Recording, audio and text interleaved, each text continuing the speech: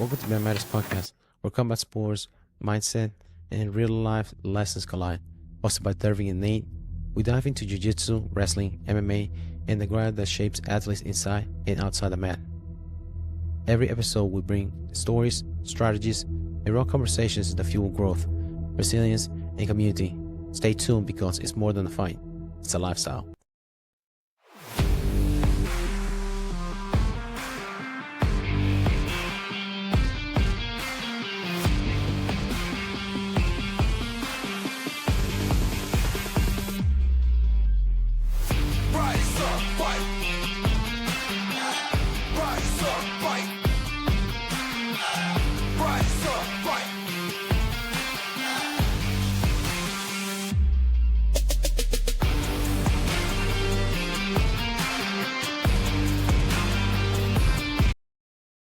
Welcome back to the show. Today we got a stacked episode. McGregor versus Holloway is officially on the table. Covington might be calling it a career. May Allure is out of her dominating at a different level. And at the same time, there is a trend of people literally trying to fake cauliflower ear. Yeah, we're going to talk about all of it. But it's, more importantly, we're going to talk about what all this says about fighting identity. It was actually real. Let's get into it. So go ahead, man. It's going good. How are you? Doing good. Getting used to this drought that's going on over here, North Carolina. That's no lie. I mean, hopefully it ends this weekend, right? Yes. We'll find out. It's supposed to get rain all throughout next week. My wife, she was in High Point today. She was just 97 there. Well, Sunday, the high 63 and raining. Wow. Straight back and forth. Make it make sense. Make it make sense. That's crazy. Yeah. We went to the Salisbury this past Saturday, I think it was. Yeah, they had the Cheerwine Festival. It was pretty hot, but I know that it was big of a thing, Cheerwine Festival. Yeah. Because they don't, Cheerwine is mostly a North Carolina thing. We went there was a line like a block long. It's like, I was like, let's go get food. Like, I guess that's a food table. When we got there, look at the menu. It was only merch for Cheerwine. It was no food. What? I was like, what? Are you kidding me? Like keychain and stuff well, like that. These people feed off Cheerwine, man. Like crack, man. I was That's like, wow. wild. They do. Cheerwine has a very loyal following here. There's a lot of people like that. Yeah. Cheerwine Bojangles. Hey, I have to say, there's a couple of the German guys that are over here working at our factory are big into Cheerwine. So, oh, really? Yeah. Damn. Tell them over there. Speaking of German, I had this beer over there. It wasn't Cheerwine. It was a stout, but it was really, really nice. I can't remember the name of the brewery. It's a brewery here in Salisbury. Okay. But it was a stout, but it's not like the flavors wasn't like too bad after tasting, because you know when you drink a stout, it's like breaking, kicking the balls. But this one was a nice one. It let you down easy. Okay. It has like a coffee aftertaste. Yeah, my girlfriend loves those. Yeah, the coffee stouts. Yeah. Which I like those pretty well, but sometimes they give you like tastes like ashtray.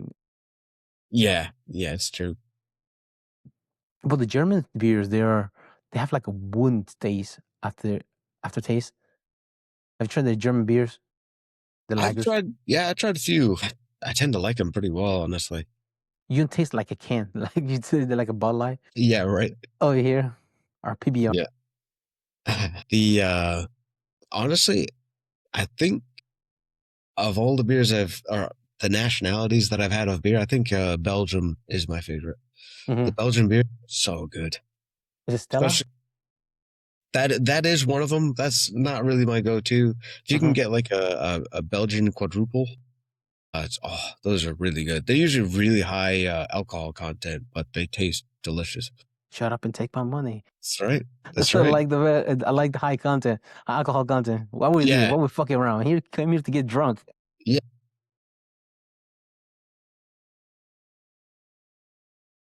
Is there a specific brand that are like that? Not that I've seen here. I was told Lidl has a Belgian beer there that they stock regularly, but I haven't been to try it yet. So I tried no, Total usually it's Wine. a brewery. What's that? Is it Total Wine? I tried going there because that's some German beers there. Okay, I haven't been there in a long time. Because my father-in-law, he worked with some people that come from Germany. He used to bring in beer, and that's what you able to find out Ah, Total okay. Wine. But there was a place in South Carolina, like towards Myrtle Beach, that some of his body used to get it from there. But I didn't realize that the Total Wine has like it's a lot cheaper getting here than go driving all the way to Myrtle Beach for some beer. Yeah, Yeah, but I have to check it out there. Some of the beers. What's his name? Leonard. He was telling me about a beer that he likes. This is has a star. It's a Mexican beer. It says like, but I guess it's like amber ale. He likes those kind of beer. yeah. They have a Ambers are, I think, my favorite. mm-hmm. How about lagers? Not much. Lagers, no, not so much. Not a go-to. Some of them are Mm-hmm. good, but yeah, definitely like the ambers.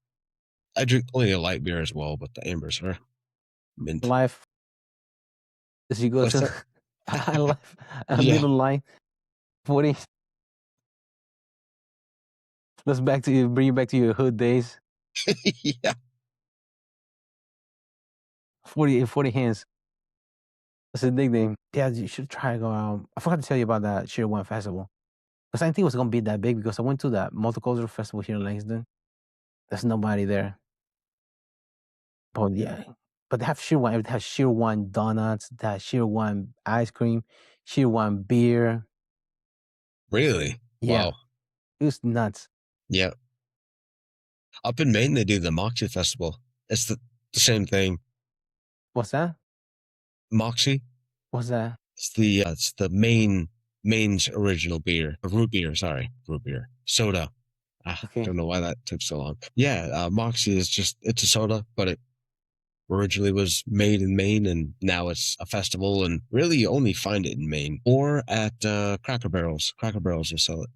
Okay. Are they bottle or the? Isn't that the glass bottle ones? The glass bottle ones at all Cracker Barrels, yeah. Um, Up in Maine, you can get it canned, whatever. But yeah, Do you going back to beer? Do you like can better or do you like a bottle better? can or a bottle. Yeah, beer. Yeah, or at least glass. Like for example, Guinness, a cold Guinness in a Yeah, glass. yeah. Yeah. If I have it in a can, I'll pour it into a glass. Yeah, out of respect for the ancestor in the name of Odin. Drink like a real man. That's right. If you're blue collar, you just drink out of the can. Netty line. Yeah. Dude, I remember once well, I just got there from college. I went back to college for like homecoming or something like that. Me and my buddy, we had a case of Natty Light. Dude, we drink the whole thing. We didn't even feel it because we Yeah, were outside. It was freaking sweaty as hell. yeah. That stuff is just water. Yeah, it literally is like the what they clean the barrels. Yeah, That's the yeah. water. The water Honestly, stuff. that could be it. Yeah. Yeah, dude, a good place to do that is. Have you been to New Orleans? New Orleans. I went there 13 years ago, something like that. But over there, you can just drink outside. Then they have a 3 for 1, so you get 3 beers for the price of one. So literally, you just chug one down and walk with two in your hand on the street. Dang, so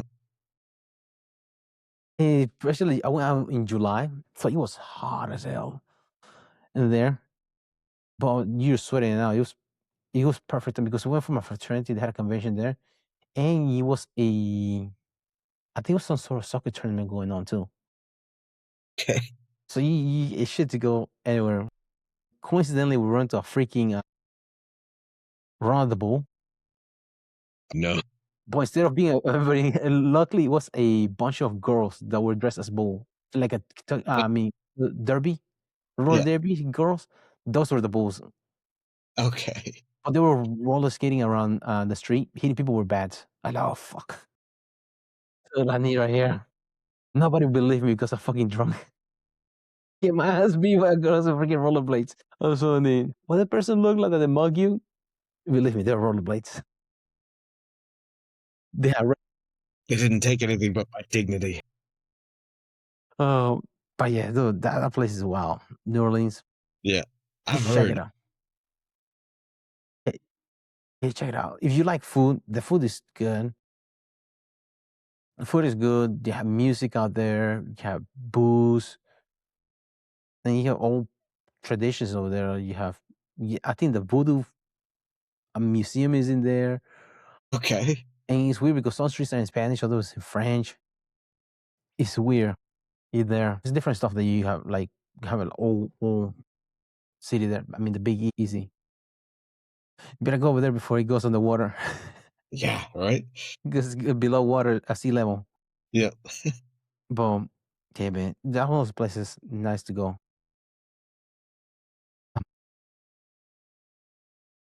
Yeah. Speaking of New Orleans, last time the Max Holloway fight, it was New Orleans. Great Uh, segue. the nice highway. Max Holloway versus Conor McGregor was announced for the July card. And this fight is everything about contrast, legacy versus longevity. You got Conor McGregor still the biggest star in the sport somehow. But let's be honest, long layoffs, injury, questions about hunger. And then there's Holloway, volume, durability, evolution, still in it. So here's that question. Do you consider this a real fight or do you think it's just a business move? It's a business move. Mm-hmm. I feel like anything with McGregor in it right now is a business move. I have a hard time believing it's going to happen, Mm-hmm. actually. And then I just feel like Conor has not shown any drive lately. He's just doing whatever he wants to do. Um, Yeah. And you see how long it took him for that fight with Chandler. Mike Chandler, like they were fighting, they were not fighting, fighting, not fighting. It was off. Then Mike Chandler had somebody else to fight. I think it was Oliveira. Finally was able to fight somebody. In this fight, it's supposed to be a 170. Be interesting because Max Holloway is 145, 155. But we shall see. Pronounce. But if you're Max Holloway, do you actually gain anything from winning this? yeah, money. Yeah, for sure. What if he loses well, his legacy will still stand. But if he loses to McGregor, I feel like Max has more to gain than to lose. I mean, yeah, maybe even then though, because McGregor's renowned for being such a good fighter. So if he comes out and beats Max, like people will be like, "Oh yeah, McGregor's back." It looks good for McGregor, but I don't feel like it really discounts Max that much, especially fighting up like this. yeah, especially at 170, he's definitely two weight classes up. Yeah, exactly. Or usually fights off, which he didn't have as much time to bulk up to that weight class compared to Conor McGregor. I don't know because does he still have the record um for most for pay-per-view buys? I think Conor does because he had the Nate fight, Jose Aldo, and you have the Khabib fight. I'm not sure if he still holds the record. Man, I wish I had a computer to look this up. Did. Yeah. Let me look it up. Yeah, I don't know. I just looking at it from Max's point of view, I feel like it just makes sense for him because he's going to make a lot of money for this fight, whatever happens. So, Yeah, because there's going to be so many people that watch that, so many non MMA fans who will watch that just because McGregor's back. Like, yeah, yeah, that would be huge. yeah. Even the casual will come back and see because he was supposed to be fighting that car for the one before that one for the White House car. It didn't go through, so they had to get him hooked somewhere else. A different car that had to be close to that one. Conor McGregor's number one, top selling UFC pay per view star of all time rank by the pick individual event. Conor McGregor, 2.4 million against Khabib, 1.65 against Nate, 1.5 against Dustin Poirier in 2021, and Nate Diaz in 2016, 1.5 million. And Khabib is number 2. It's 2.4 million buys. Also, that's the same fight that he had with Conor. And then number 3 is Brock Lesnar, 1.6 million. Versus Frank Mir, UFC 100, but also that was UFC 100. There's a lot of fighters in that card. And then 4 is Nate Diaz against both Conor McGregor fights. So That's kind of impressive. yeah, so the equivalent probably Conor McGregor is the pay-per-view king. Guess they can't really track that anymore. Yeah, it's Brett Penny's night, like he used to say. You find him, it's gonna be Brett Penny's night. You made it. Money-wise, what do you think what Bill Grace is? It fame or consistency? Because there's a contrast of these two fighters. Conor McGregor having the fame, and Max Holloway consistency, competing constantly, and being more active than his opponent. What was the original question? What do you think builds greatness? Will it be fame or consistency? I mean, in this case, I would kind of say both. You know, although I mean, I don't love McGregor's legacy now. I feel like he's kind of a shithead, to be completely honest. Mm-hmm. But I feel like by most people's standards, both Max Holloway and McGregor are great, you know, in their own way. Maybe even, yeah. If you're going by fame, McGregor's for sure. Mm-hmm. You know, I think, but consistency, you'll build your fame regardless too.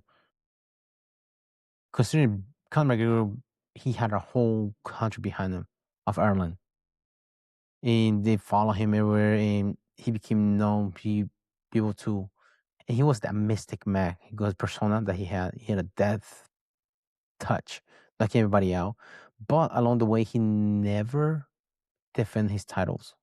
On the opposite as Max Holloway at 145, he defended his title against a lot of people when he was there, and when all comers, in his volleying punches that he had, beating guys, even like guys that were known for being boxers. He beat them at their own game. And it seems like the both of them were around their career, started around the same time.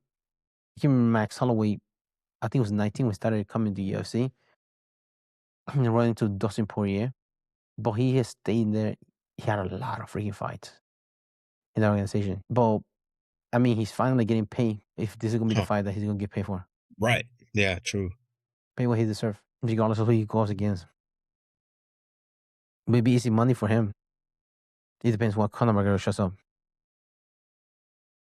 That question makes even more interesting is when fighters might be walking away from the game. Covington, he might be retiring. And look, love him or hate him, he moved the needle. One of the best cardio fighters we've ever seen. But here's the real conversation. Was it the skill or the character that people will remember? Did the persona overshadow the career? Will you say that? You agree with that?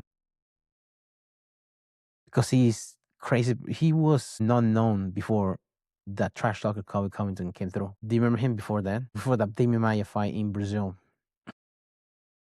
Then I call people filthy animals. Yeah. I think it's Dan Lambert. I think it was Dan Lambert because I think it was the American top team. Covington, Masvidal, Dustin Poirier.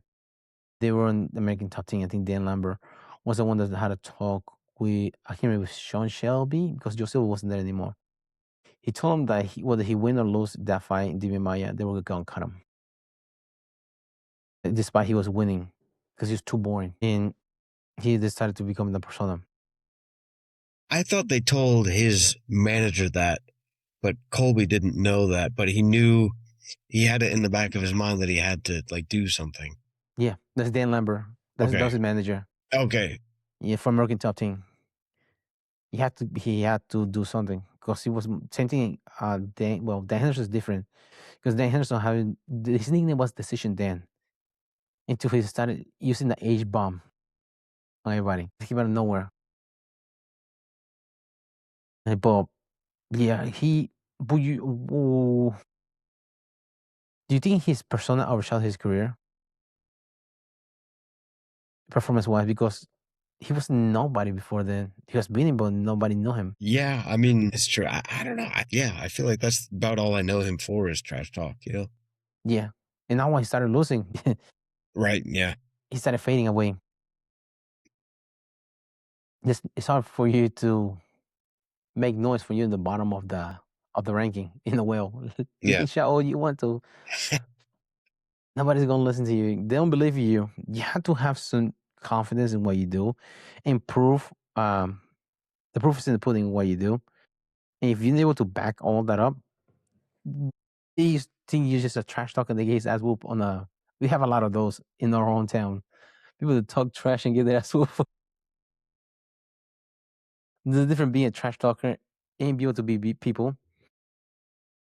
To a certain extent, once you go so far, people want to pay to see you get beat. But once you start getting beaten, and you're still talking trash, people don't Yeah. see any point in going to see you because you're already getting your ass beat one too many times. Yeah, you fade out so much faster if you're not if people don't like you and you're, you know, you can get famous from not being liked and winning, Hmm. but then you fade out much faster than if everybody likes you and you're winning. Even probably you fade out faster than somebody who everybody likes but is losing. Is Hmm. that? I mean, I don't know. There's a few people that didn't have like I don't know. Donald Cerrone, Hmm. he won quite a bit, but he also lost quite a bit. But I Hmm. still really liked watching him fight. Nate Diaz, yes, that's right. Tony Ferguson, even though he was going on the street, I think was 8 or 9 matches that he lost in a row. Yeah, yeah, It was hard to watch, but you that still was. want to root for that guy because he's a likable person, odd person, but he was likable. Yeah, yeah, right.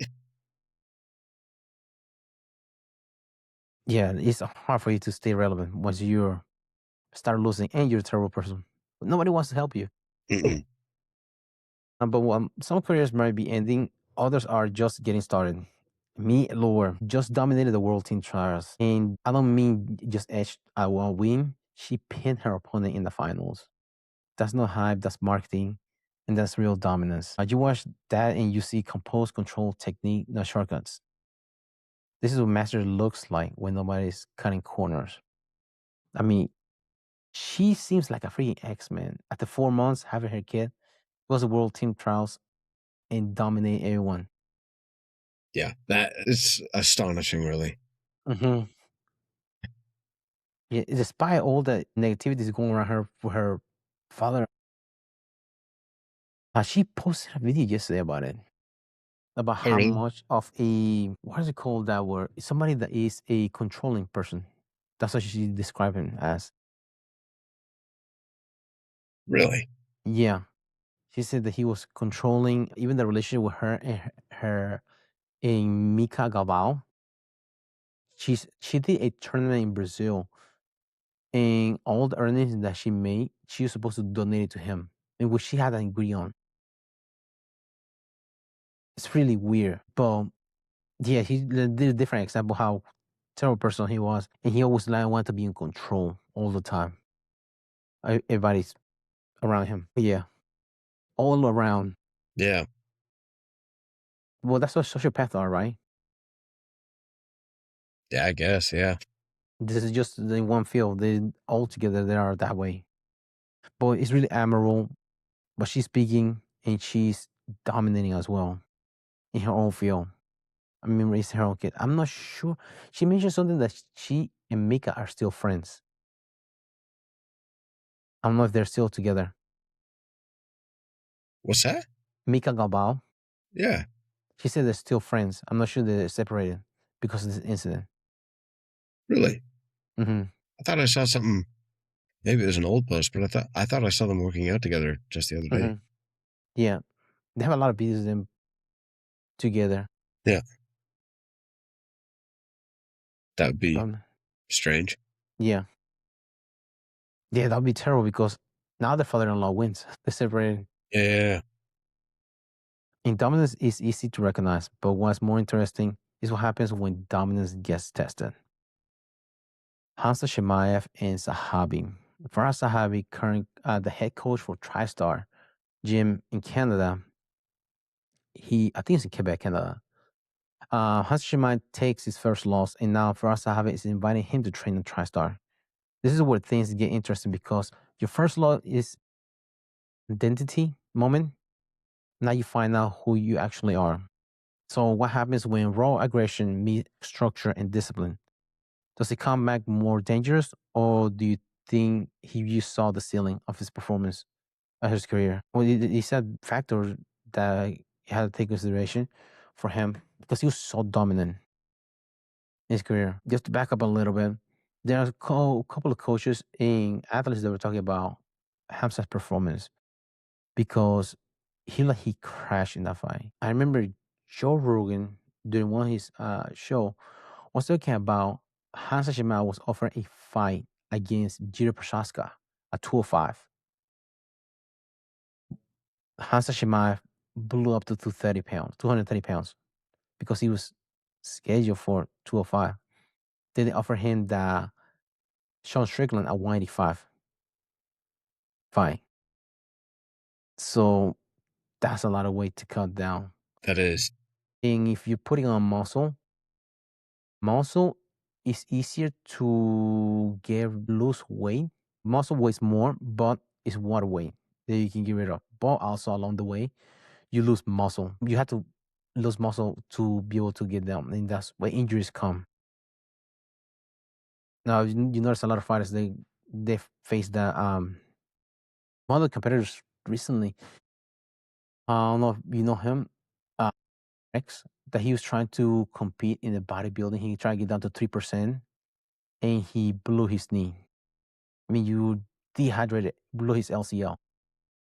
You talk about it. If you're that much dehydrated and you try to compete, he made it down to 6%. I mean, under 10% body fat. That is nuts. And you can either go on and compete or recover from the injury. You cannot do both. So, and fighters do this all the time when they were trying to compete. They try to get down on weight and also trying to perform for the best performance. So that seems like the Hamza Shemaev issue. Mighty Mouse, he talked about how remember the video that he did with Hamza Shemaev grappling around? He said during that camp, he saw that he was doing a lot of extra stuff because he was a belief in that if you're not doing well, then this session will make you better, right? Pulling back and taking some rest time because that's the way your body works. He suggested perhaps take a day off or two rather than have it 2 days and breaking your body. You have to pick your battles. We always talk about that. Pick your battles, and you want to pick fight night. You don't want to pick during training camp, which that's what seems to happen to Hamza Shemaev in this last performance. Considering he's with Calavita, remember that garage? That's a nightmare for all athletes. You won't think that cardio will be an issue, but it seems not so much the cardio was an issue, but the recovery was an issue. Because I think they said that he had to cut down 13 pounds the week of the fight. 13? Yeah, 1-3. 13 pounds that week off, which is nuts. I mean, Alex Pereira does it, but Alex Pereira is Alex Pereira. True. He's a True. shapeshifter. But losing that much weight while going for a championship fight, that's 25 minutes. It's a different ball game. That's true. That's a long, Well, Faraz Sahabi, he's currently extending a offer for him to come train over there because he had another fighter. But the name of George St. Pierre first loss was against Matt Hughes. He's able to overcome that. But I think the biggest loss for St. Pierre was the Matt Serra fight. When he lost the second one because he was fighting at home and the big lights got to him. He got knocked out. A lot of people that were around him, that were a lot of yes men, they went away when he lost that fight. This is a wake up moment for him. Hopefully, it's not as bad for Hamza Shemaev, but he extended him. I mean, he knows how to train champions for Sahabi.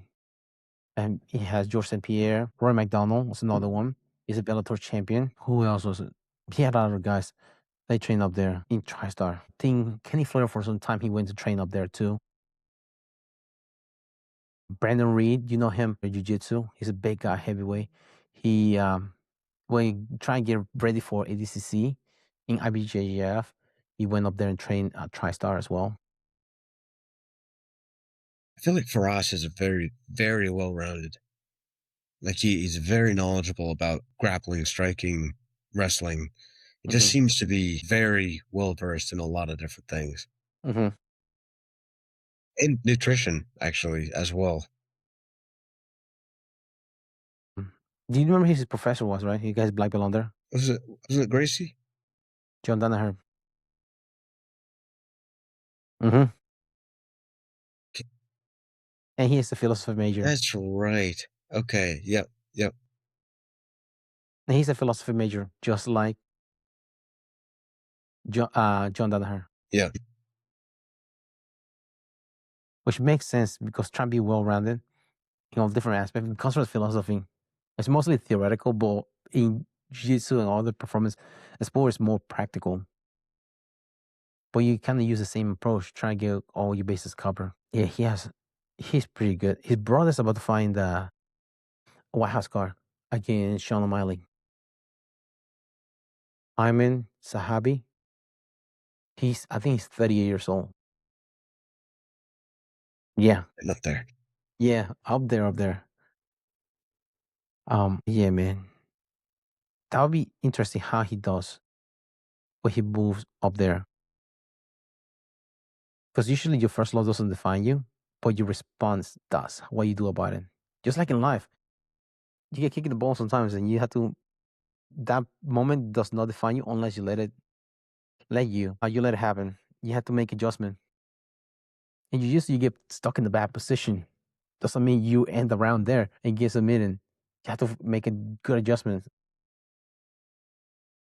Yeah, I have a feeling this won't be too big of a deal for Kamza. I could be wrong, but I have a feeling. I don't know. I really don't expect that'll phase him too much. It's one off.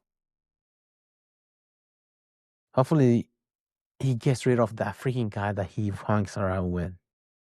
I can't remember he's the warlord that he hangs around with. Warlord? Yeah, the Russian warlord, Chechen. What's his name? Kadyrov. That's his name. He provided him with a couple of G-Wagons. He's the video. I don't know if you've seen the video of Hansa Shimai getting beat up by a 16-year-old. That's his son. Enough son. He rules the Chechen Republic. He's crazy.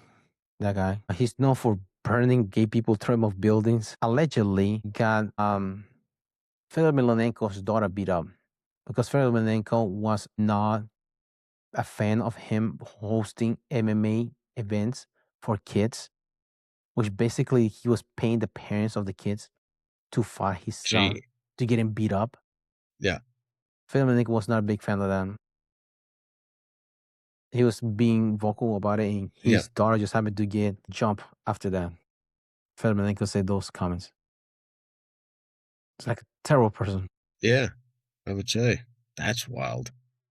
But that's who Hansa Shimaev. Hansa Shimaev was his biggest fan. He brought the bell there to Chechnya with that guy when he won it. Really?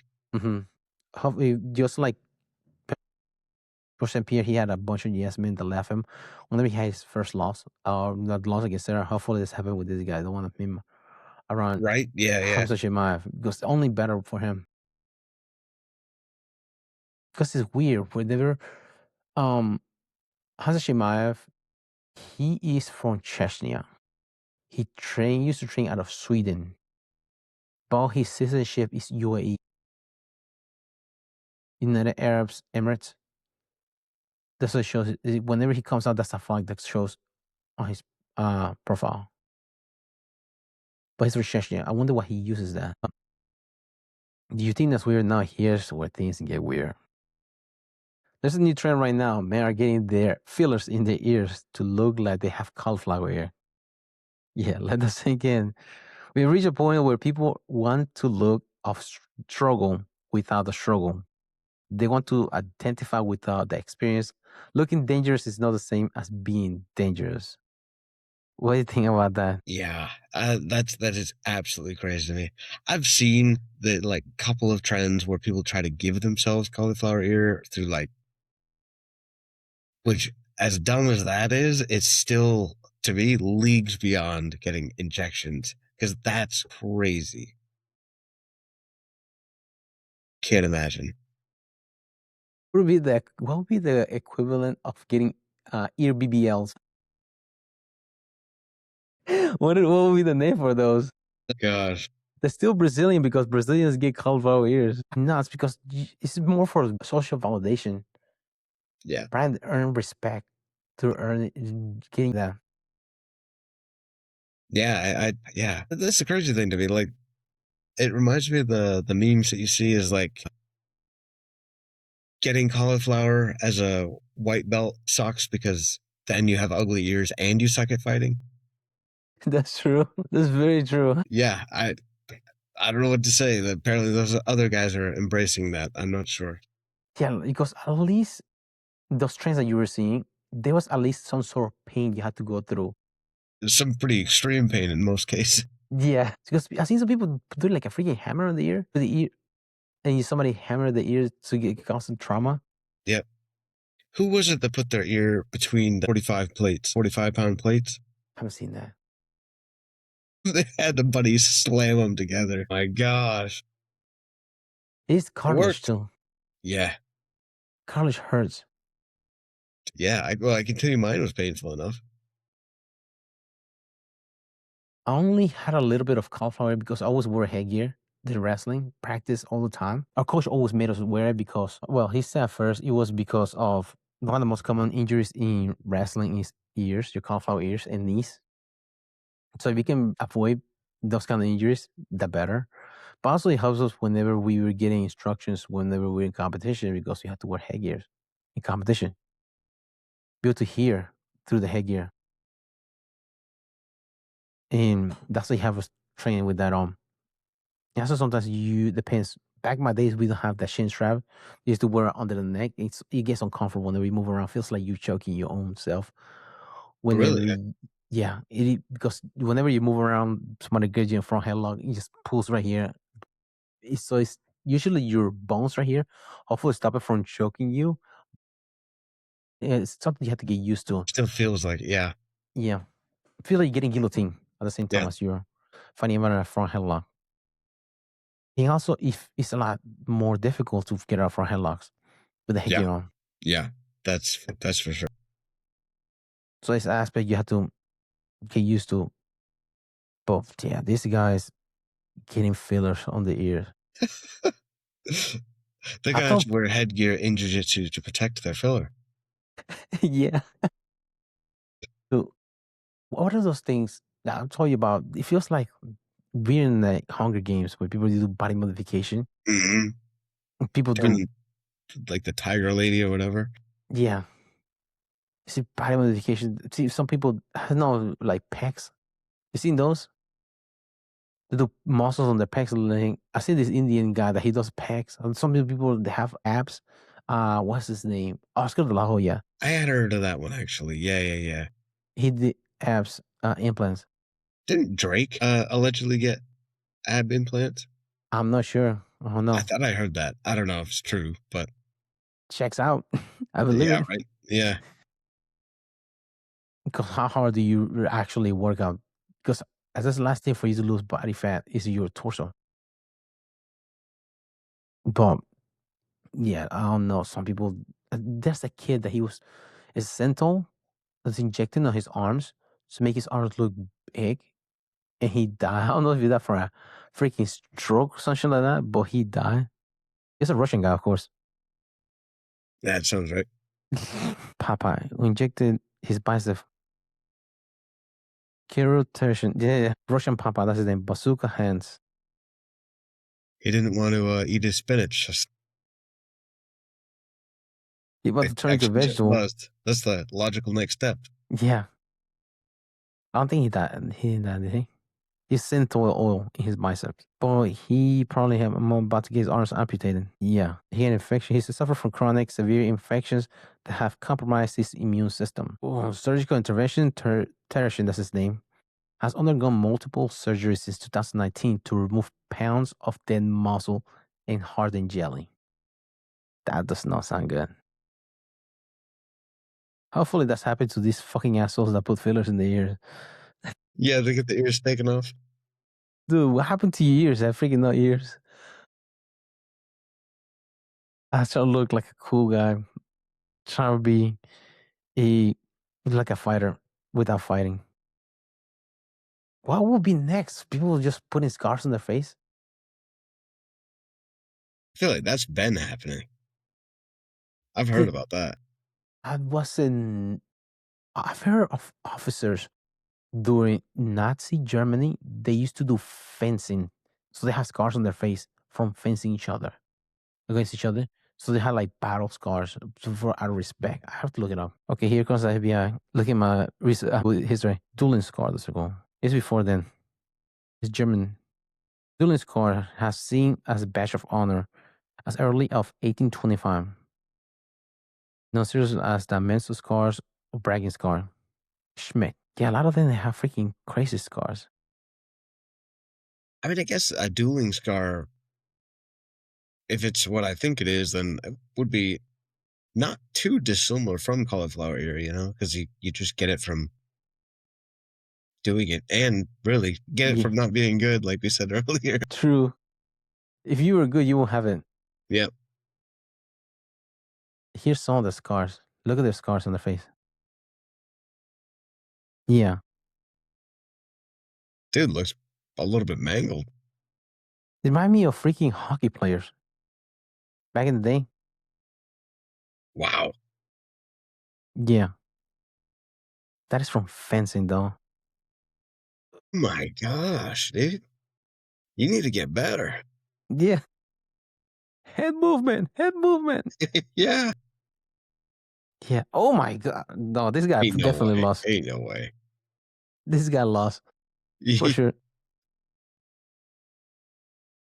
Yeah. Oh, that's what it reminds me of now. The thing that they're doing.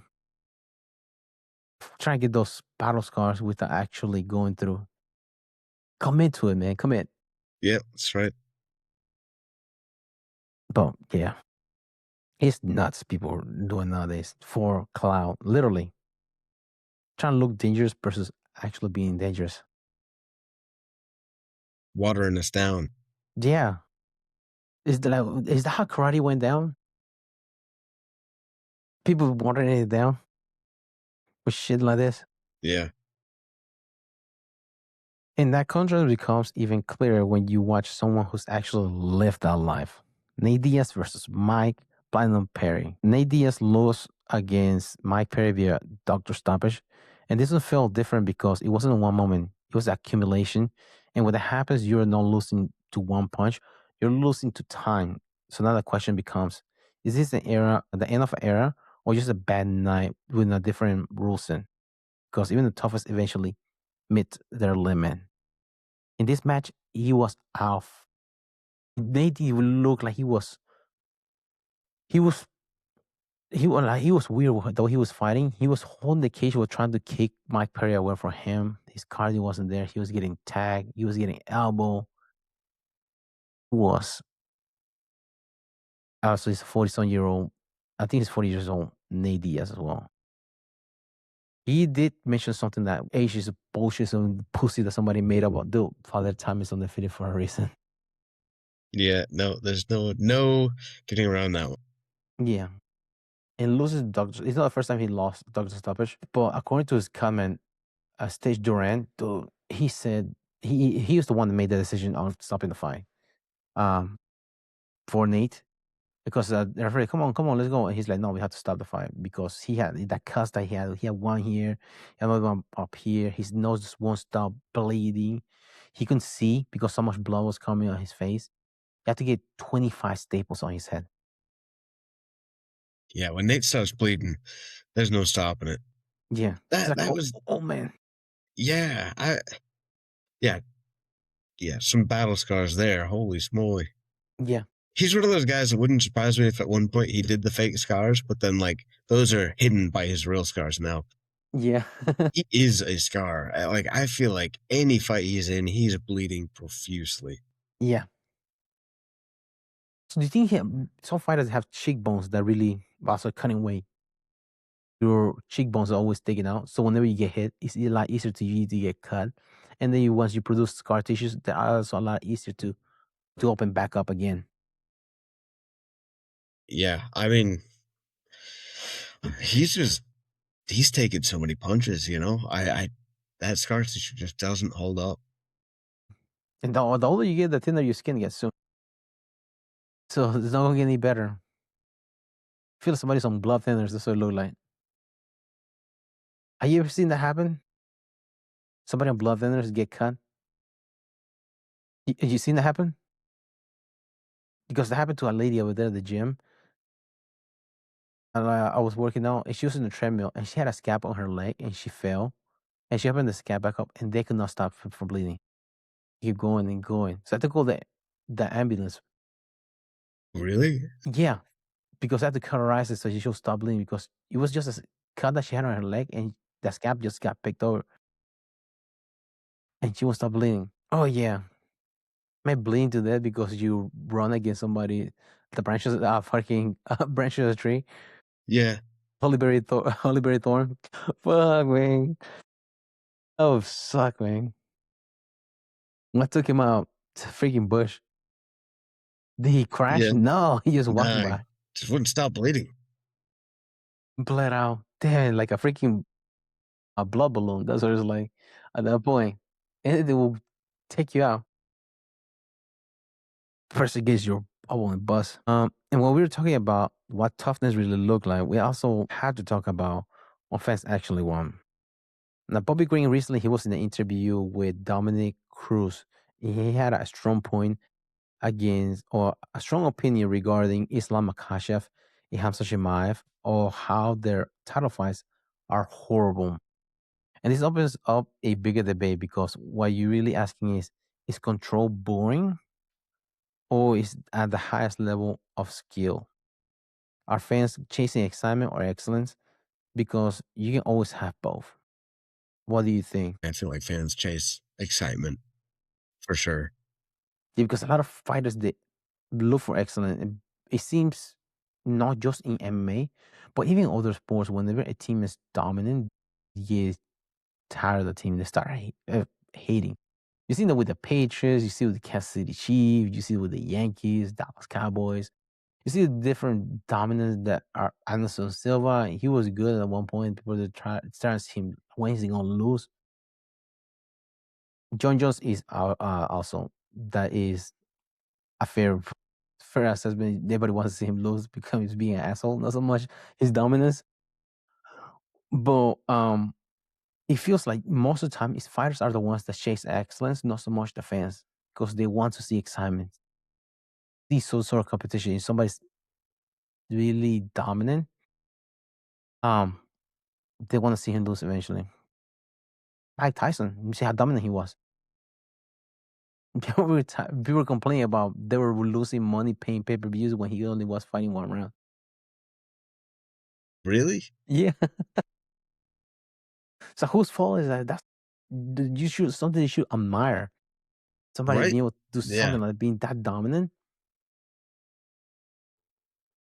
Yeah, usually fighters want to about Bobby Green on the competitor side. You want to see an athlete that's good like that. I'm not sure he has a strong opinion because he got dominated by Islam Makhachev or not. Because he's supposed to fight him when he fought him whenever Oliveira pulled out of one fight. Charles Oliveira. That's what Islam Makhachev fought Bobby Green. He's on a 3-5 winning streak. I know 3-5 winning streak. That's what he feels like he can talk reckless like that about Islam Makhachev. But it's admirable to see somebody that being dominant in their sport. Usually it shows a knowledge or a dedication to the art or a grit. There's something, yeah, there's some trait that's admirable, maybe multiple, but Yeah, people just want to see movement and action and blood, basically. Yeah, because on some there's a pattern of fighters whenever they become dominant, they go into the decision rather than going for finishes. George Rush St. Pierre, his nickname was Rush because he will finish people. But once he became dominant, he started winning decisions because he wanted to drag people into the deep water. You had that as your secret weapon. If you have the cardio for it, not a lot of challenges 5-5, 5-5, 5 minute 5 rounds. You have that experience, you would use that as a weapon. But yeah, it's good to see excellence in whichever sport there may be, because not everybody can do it. It's lonely at the top for a reason. I feel like more people are capable of just brawling, like going out there and being tough and hitting, swinging. Hmm. But it definitely, yeah, it does take a different caliber to be dominant. On top of that, Yeah. Especially the upper echelon, people to dominate, people that are, yeah. I mean, Hamza Shemaev, when he did to DDP, Dricus Duplessis, for 5 rounds, just run him out. Charles Oliveira, Max Holloway, we talked about him earlier. He's able to dominate him in fight. In Islam Makhachev, he just does to most people. But he has some sort of striking that he's able to get his entries in. The stereotypical takedowns guy. Because I noticed Hamza Shemaev, he does shoot with his head down a lot of times. Yep. He dives in there, which is not good. But if you're really strong, you're able to get away with it. Yeah, I'm not able to do that with somebody like Paulo Costa, bigger guy. And he's used to grappling that. Maybe the reason why he run into a troll. Now, going back to the Strickland, do you think he should be considered as one in the Hall of Fame, Sean Strickland now? Because he beat the best striker in the wonder. division. Yeah, And he beat the best grappler in the division. right. I feel like he's the underdog king. That is like too crazy. When everybody thought he was outmatched, and then Hmm. turns around and really does, yeah, so well against Hmm. Yeah, he dropped a easy. superior opponent. Yeah, exactly. Yep. He had a wobbly legs. He's a striker. And then he made Hans Shemaev quit grappling after 2 rounds. He won the strike, in which that's what his bread and butter is. Yep. Yeah, it's very impressive. Two-time champion, which I can see. Do you see him going against DDP as a rematch? Yeah, it could happen. I could see Because that. that'll be the third one. Because the first one was really close. Second one was dominant. I don't know. Draco's fought anybody since he lost against Hansa Shimaev? I'm not sure. I don't think he has fought since. But it didn't seem like he got injured much, took much damage whenever he was against Hansa Shimaev because Hansa Shimaev wasn't going for a finish. He just holding him on his back, holding him down. Though I wonder if that will be that move for it. Uh, Against those two. But yeah, he has a recognition being two of the best guys Yeah. Yeah, I in the think so. division. I wonder if that's kind of his thing, is being able to beat people who are kind of one trick ponies. Hmm. Maybe that's Yeah. his thing. Because Izzy, I haven't really seen him grapple ever. Hmm. And then comes out, I really haven't seen him strike ever. So maybe if Strickland knows what you're going to do, you're screwed. There is a tell for Hansa Shima when he's going to shoot his sushi stance. That might be something that he knew about. Going to from a string couture, there are cash wrestling guys too in there. Sushi stance. And I think Hansa Shimaev he doesn't have a jab. He has a right hand. So if you have when you only fight one hand and you shoot one stance that's opposite of your striking stance, it's not good. You have to be able to mix it up, especially at the championship level. Someone's be able to pick up that pattern. Yeah, which would explain why DDP did good against Strickland, because who knows what he doesn't even know what he's gonna do. So yeah, you can't read that. Have you seen the fight when he was early in his career? Another thing I share with you guys. He went against this guy and he just jumped up and landed on the guy, and the guy blew his knee and he won. The guy jumped up. What the fuck? Yeah, he's just too wild. He's too hard on people. Yeah, dude. If anybody had a horseshoe of their ass, it's him.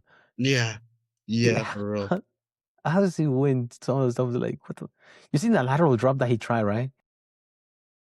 So yeah, He tried a lateral drop and he just the guy landed on his mount. yeah. He's wild. Really, he's like the little kid that tries to play with all the other little kids, but he's just too rough on him. Yeah. He reminds me of a freaking giraffe, newborn giraffe. Can't walk just right, but just freaking huge. This is uncoordinated as fuck. Yeah. It's like somehow he makes it work. But he had a cardio. That's probably why. He has a cardio. You're able to put the pace on you. I think that's he wants his title. With the pace that's able to put on Sean Strickland.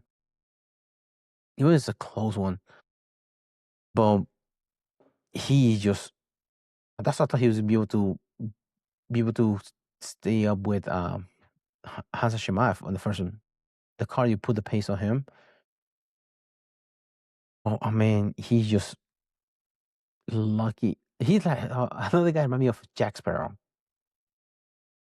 Jack Sparrow, all the shit fuckery that he goes around, always finds a way to win. No matter how much shit he goes through. Literally like a corn. No matter how much shit he gets through, he still come Yeah. out the same. Even when he lost, he didn't take much damage against Hansa Shemaev. But dude, he got lucky as hell. He was pretty happy whenever. But let's go back to when you started to see a pattern. Holloway earned durability, lower real dominance, hamster tested identity, and then if you got people faking cauliflower ear, two completely different worlds. In today's world, it's easier to look like a fighter than to become one. I don't have anything else. For today. So today we talk about legends, we talk about dominance, we talk about losses. But real competition was about what's real. Because some people earn it, some people lose it, and some people try to imitate it. In today's world, it's easier than ever to look like a fighter without ever becoming one. How many people you see with tap out shirts? Remember those back in those days? What's another brand that was known like that? That's right. Venom. That's Venom now, right? Venom is now. People. Yeah. I think there's still see some of that around. It does really feel like it's usually white belts. Yeah, Venom geese. Now, if there's a direct correlation between Venom attire and monster drinks, would you agree? Yes, for sure. According to my calculations, there's a direct correlation. Those two. I'm not sure. I might be wrong, but it is nuts. But I have anything else for today? Do you want to close out? I thank you guys for listening. Hope you guys enjoyed the podcast. Give us a listen on Spotify, Amazon Music, YouTube, iHeartRadio, and iTunes. Follow us on Instagram. Let us know what you like and what you don't like. See you guys next time. Thanks for tuning in to the Mad Matters podcast. Don't forget to subscribe and follow us on Spotify, Apple Podcasts, iHeartRadio, Amazon Music, and YouTube so you never miss an episode. Drop us a review, share with your training partners, and keep rolling on and off the mat. Until next time, keep fighting, keep learning, keep growing.